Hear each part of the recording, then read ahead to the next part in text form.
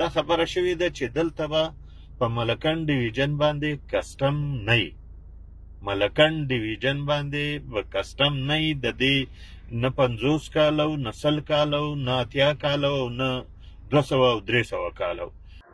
نان کسټم پیډ ګاډي ټیکسونه ولې موږ نه منو؟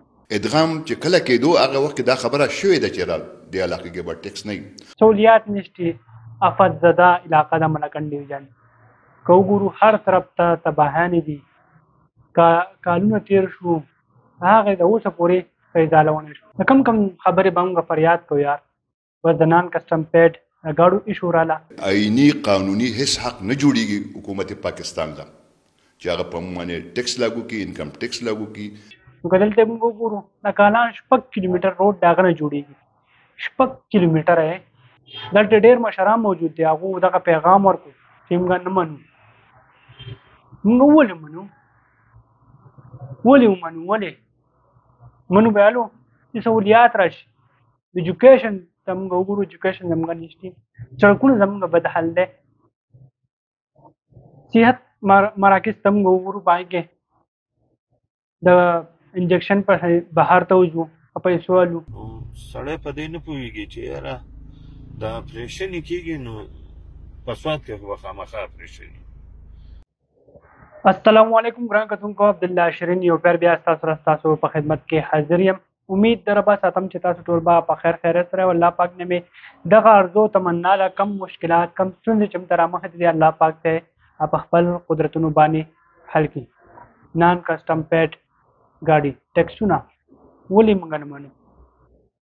ټیکسونه به هله موږ ومنو چې کله هم ته سہولیات راشي، کله هم ته د پنجاب په شانتې دلته روډونه جوړ شي، هسپتالونو کې سہولیات راشي، په نور ایجوکیشن په مت کې سہولیات راشي.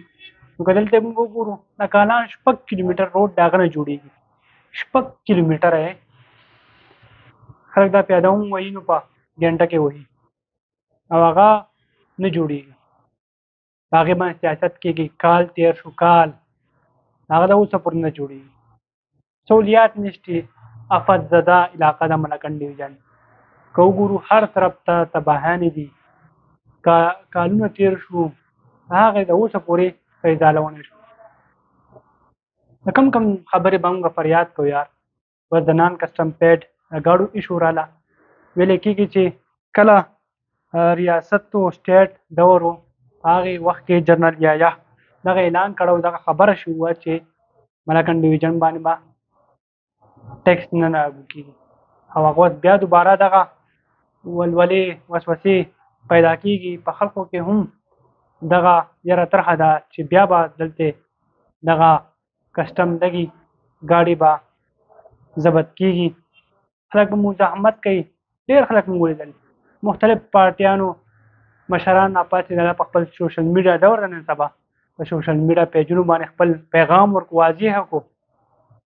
دلته ډېر مشران موجود دي، هغو دغه پیغام ورکړو چې موږ نه منو. موږ ولې منو؟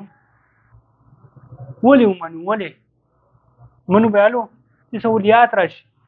ایجوکیشن ته موږ وګورو، ایجوکیشن زموږ نشته. سړکونه زموږ بد حال دی. صحت مراکز ته موږ وګورو، پای کې د انجکشن په بهر ته وځو په پیسو والو، ګولو پسې بهر ته وځو په پیسو والو. دا خبره به په خلکو بده لګي. په هغه خلکو به بده لګي چې هغو ته سہولیات دي، هغو ټیکسونه ورکوي. موږ هم ورکوو. زه به خپله ټیکس ورکوم. اوس هم زما ټیکس اخیستی کېږي. هغې څوک تپوس کوي؟ د بجلۍ په بل کې، د اوبو په بل کې، په نور حالاتو کې موږ ټیکسونه ورکوو، داسې نه ورکوو. خو سہولیات هم ته نشته. اوس خلکو دلته ځانه کاروبار شروع کړی، بزنس شروع کړی د ګاډو، او په هغې کې ته راځې دا اعلان کوي چې دا به اوس موږ ضبط کوو، دې خلاف به موږ کریک ډاون کوو، شروع کوو به. نو ته خو اول سہولیات ورکړه، ته خو اول خپل عوام ومنه که نه چې دا زما عوام دي، دا هم دلته د پاکستان حصه ده. موږ دغه هڅه کړې ده چې د پاکستان سره موږ یو ځای شو او منو. د ډېرو خلکو نو سره زیاته مینه کوو، خو افسوس زم سره څوک مینه نه کوي. په دغه هوا سره خبرې اترې دي. د خلکو خبرې به واورو. څنګه تاسو ته معلومه ده چې ملکنډ ډیویژن ډېر زیات خوبصورتي علاقو باندې مشهور دی او آبادزاده علاقو باندې هم مشهور دی. هر وخت دلته سیلابونه، دهشتګردي،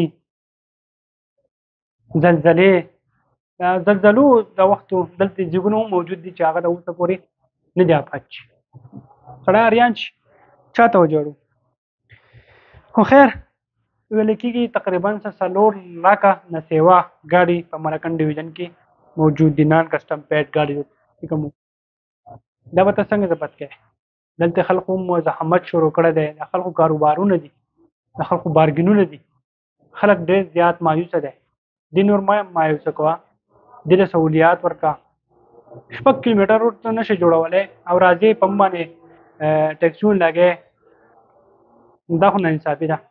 د مشرانو خبرې د هغه هم واورئ چې هغه په دې واسه څه وایي. ادغام چې کله کېدو هغه وخت دا خبره شوې ده چې د علاقې کې به ټیکس نه وي، خو که بیا هم حکومت پالیسي بدلولی، سوچ بدلولی، نو پکار دا وه چې د ستالجیز په کمیشن کې پاټا PATA ملکنډ ډیویژن شامل کړی وی. آئینی قانوني هیڅ حق نه جوړیږي حکومت پاکستان له چې هغه په موږ باندې ټیکس لاګو کړي، انکم ټیکس لاګو کړي، کسټم ایکټ دلته لاګو. دا حق نه جوړیږي، دا آئینی قانوني خبره. نان کسټم پیډ ګاډو د خبر راغلی دی چې د دې خلاف اپریشن به کوو.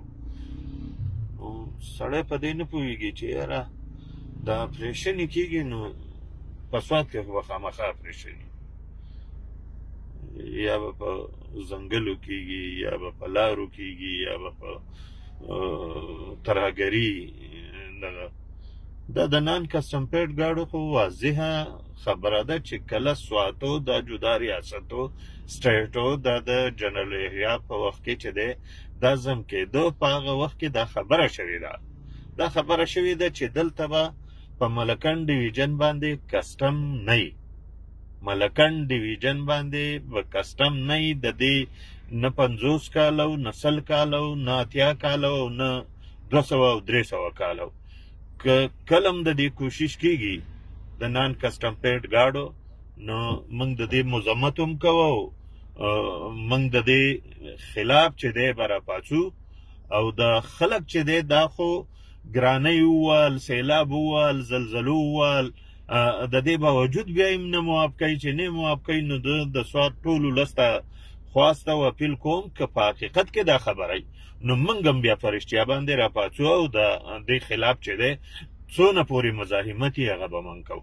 زمونږ ملکنډ ډیویژن خاص کر چې دا غمزفلي ده، دا سیلابونو والی، دا زلزلې دي او مینګاډي داسې وه ده. او دلته اوس نن سبا پکې دا ایشو خو رشید چې کسټم چور ګاډي کسټم کوي ختموي ته دي. خو دا مقصد دی چې دوی په موږ باندې کسټم لګوي.